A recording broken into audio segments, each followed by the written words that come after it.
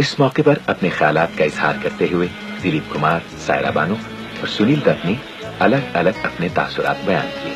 وہ رو میں سے نکل جاتی ہے بات، یہ بیچ میں آ جاتے ہیں. بہت I feel much honoured and very touched and I hope that these awards and such communication, such symbols of cultural communication send some signals across the borders for greater affinity and mutual communication and admission of people's services and bring us closer together. I'm really delighted with this, and I think this is an initial step towards bridging lots of gaps that there may be, of covering distances that can easily be covered like this, with a lot of love and affection. I really feel very... Dilip Kumar, to me, is just not an actor. I know him through his movies. I know him through my mother, Madam Noor Jahan, she's worked with him in movies. She's known him as a colleague. I think he's a gift to mankind. He's a legend. Dilip Kumar کا اصل نام یوسف خان ہے اور مادری زبان ہندو ہے. وہ 1922 میں پشاور کے قصہ خوانی بازار میں ایک چھوٹی سی بستی محلہ خداداد کے اس گھر میں پیدا ہوئے جو آج بھی یوسف خان کی محبت اور ان کی یادوں کا مسکن ہے. میں ایک پشاور کا لڑکا بچہ وہاں پیدا ہوا محلہ خداداد میں. بھاگتا پھرتا تھا گلیوں میں، کہیں گیا بمبئی، وہاں سکونت اختیار کی. لیکن جب بھی وقت ملا تو میں سوچتا تھا، اور میری یاد میں نقشے بالکل کھینچے ہوئے تھے، چپلی کباب اور پلاؤ، اور اب بھی جو چیزیں، اب قابلی دروازہ ہے وہ انہوں نے وہاں سے توڑ دیا، وہ غائب ہو گیا. انسان کی شناخت اس کی زمین، اس کی زبان ہوتی ہے، اور یہ شناخت اسے اپنی مٹی سے ملتی ہے.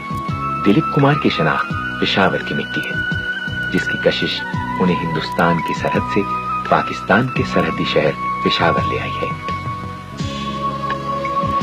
گورنر ہاؤس میں دلیپ کمار اور سائرہ بانو خان نے شام کی چائے پر گورنر فرنٹیئر کے اہل خانہ سے ایک چھوٹی سی ملاقات کی.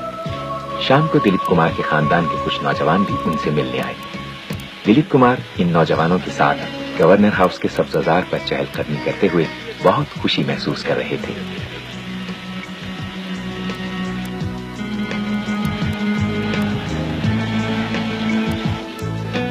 گورنر سرحد سے ملاقات کے بعد دلیپ کمار سائرہ بانو خان کو ساتھ لے کر اپنے عزیز رشتہ داروں سے ملنے چلے گئے.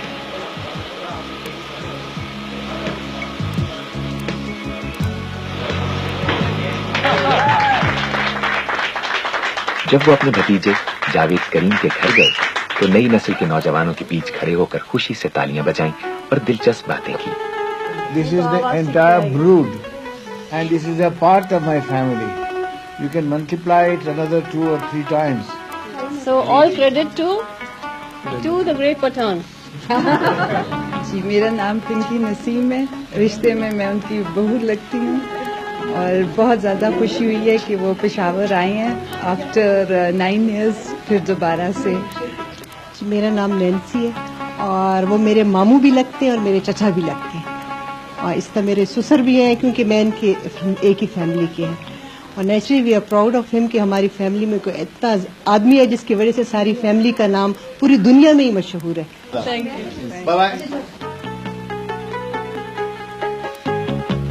پشاور کی تاریخی عمارت قلعہ بالا حصار دلیپ کمار کی بچپن کی یادوں کا حصہ ہے.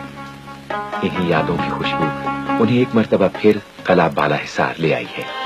قلعہ بالا حصار میں فرنٹیئر کانسٹیبلری کے فوجی بینڈ نے ایک دلکش نغمے کی دھن بجا کر دلیپ کمار اور سائرہ بانو خان کا استقبال کیا.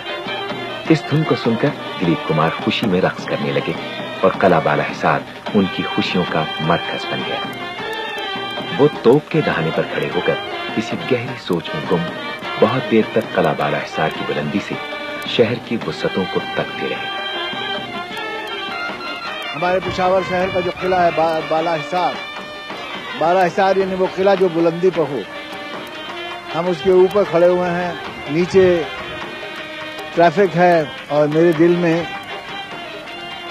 اپنے وطن کی اور اپنی جائے پیدائش کی ایک دھڑکن ہے.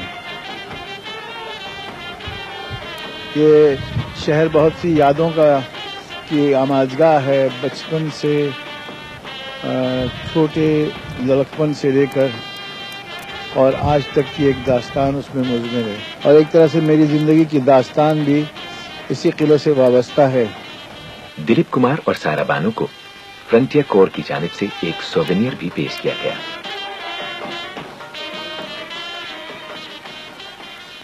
قلعہ بالا حصار کے بعد دلیپ کمار کی منزل قصہ خوانی بازار میں واقع ان کا اپنا گھر تھا، جو محلہ خداداد میں آج بھی ان کا منتظر ہے۔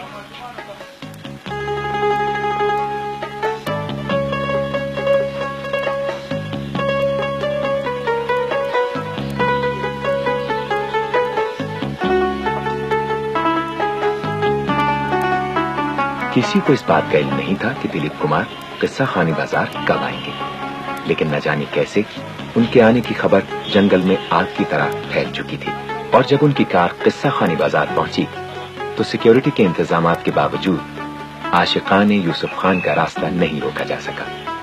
انسانوں کا سیلاب تھا جو روکے سے نہیں رک سکتا تھا، لہذا یوسف خان اور سائرہ بانو خان کو ناکام واپس لوٹنا پڑا۔ ہم اس میں آگے جاتے تو بہت تکلیف کا باعث ہوتے، خاص طور سے وہ لوگ جو منتظمین تھے، اور وہ لا اینڈ آرڈر کی پرابلم بن جاتا، اس لیے ہم لوگ وہاں سے لوٹ آئے۔ لیکن مجھے یقین ہے کہ گھر تو وہیں ہے اور محلہ بھی وہیں ہے اپنی جگہ پر۔ اب محلہ خداداد والے گھر میں محمد بادشاہ کا ایک چھوٹا سا خاندان آباد ہے، جس گھر کا محافظ ہے۔ سن 60 سے اون تک میں اتنے رہنا ہوں۔ یہ اسی کے نام ہے دلیپ صاحب والد کا کار آیا، والد صاحب نے پھر پیار نو دیتا ہے، پیار نے پھر کے نام ہے اس سے بعد جانے کے بعد میرا والے ہوا ہے، میرے جانے کے بعد وہ پتہ نہیں کہ کس طرح والے اسے خدا نہ پتہ، میری تو نرینہ اولاد نہیں تھی۔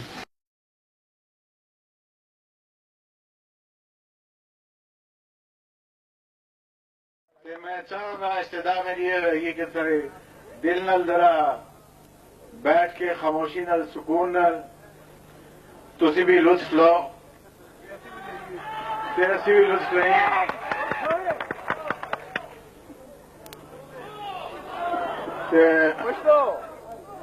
خان ماذا پختو ډیره لیکل راځي،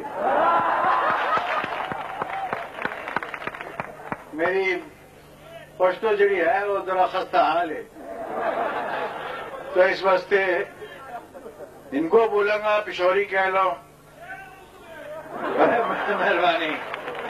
مہربانی خدا تو انہیں سلامت رکھے۔ میرے خیال میں بھی کوڑے میں بیٹھ جاؤں گا، اتنے باہر بڑی افراتفری مچی، لوگ روٹی کھلانے لے گئے، روٹی جتنے رکھی اس جگہ کسی اور جگہ لے گئے، پھر کسی اور جگہ پہنچ گیا، وہ بچیاں بھی میرے گھوم گئے، میری پتری بھی میرے نال ہے، بیوی بھی میرے نال ہے۔ میں نے پولیس والے نو کیا، خالد جان نو کیا کہ جا کے دیکھ کے لیا، خالد جان تو یار جاؤ نا تو وہ لوگ بھی آ جان گے تو سارے بیٹھ جاتی تھوڑے سامنے۔ اس طرح انٹرٹینمنٹ کا کوئی پروگرام خاص نہیں ہے گا، گفتگو ہے گا، یہ لوگ کچھ سوال کریں گے تو میں اس کا جواب دیا گا، تو مجھے امید ہے کہ میرے نال شرارت نہیں کریں گے، کیونکہ میں انہوں کا مہمان ہوں اور یہ میرے میزبان ہیں۔